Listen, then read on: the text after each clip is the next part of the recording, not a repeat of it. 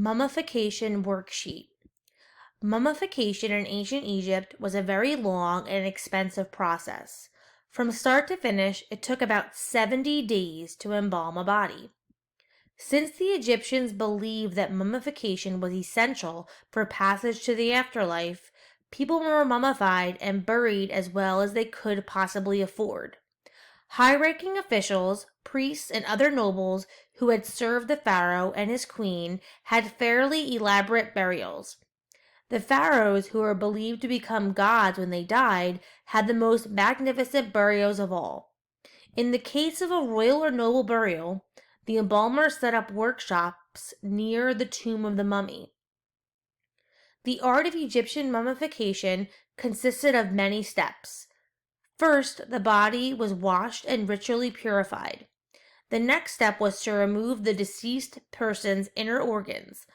A slit was cut into the left side of the body so that the embalmers could remove the intestines, the liver, the stomach, and the lungs.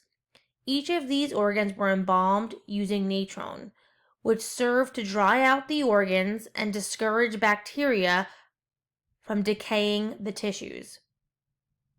The organs were then individually wrapped using long strips of linen and placed in canopic jars. The lids of these jars were fashioned after the 4 sons of Horus, who were each entrusted with protecting a particular organ. After the removal of the inner organs, the body cavity was stuffed with natron. The brain was then removed through the nose using long hooks. Since the ancient Egyptians considered the brain unimportant, it was probably thrown away. The body was then placed on a slanted embalming table and completely covered with natron. This allowed fluids to drip away as the body slowly dried out. This part of the process took about 40 days, after which the natron was removed, inside and out, to reveal a dried, shrunken body. After another cleaning, the body was rubbed with unguents to aid in preserving the mummy's skin. The head and body cavity were stuffed with packing. The mummy was then prepared for bandaging. First, the embalming cut in the side of the body was sewn up and covered with the patching depicting the protecting eye of Horus. The body was adorned with gold, jewels, and protective amulets. Fingers and toes were covered with protective gold caps and individually wrapped with long, narrow strips of linen. Arms and legs were also wrapped.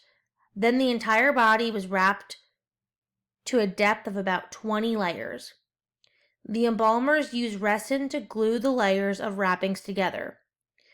The wrapped head was covered with a mummy mask. Finally, the last layer of bandages went on and was given one last coat of resin. The mummy was ready for burial.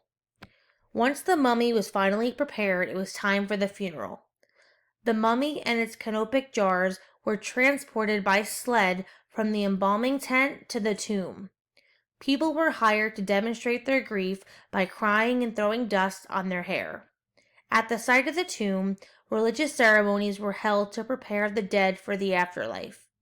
In particular, the opening of the mouth ceremony was believed to allow the mummy to see, hear, eat, and drink in the spirit world.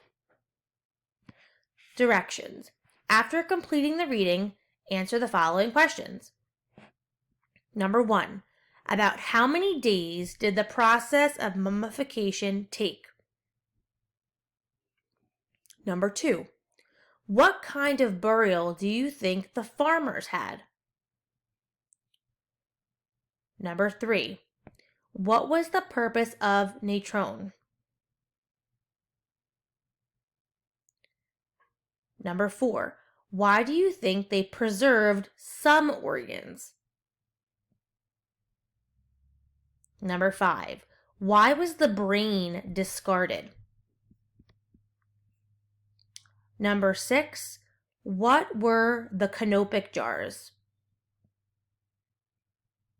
Number 7. What did they wrap the body with? And number 8, how did the Egyptians mourn the dead?